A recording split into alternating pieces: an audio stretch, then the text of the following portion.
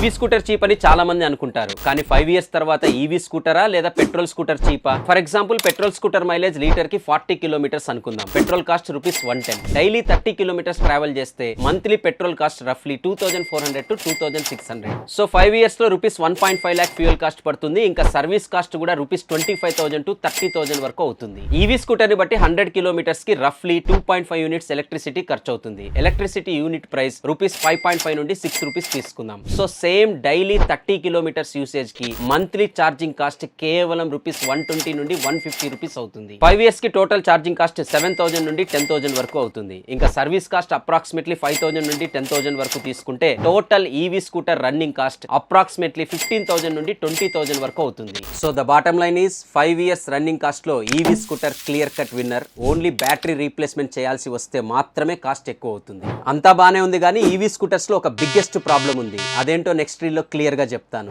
ఇలాంటి useful content కోసం follow వైబోస్ view.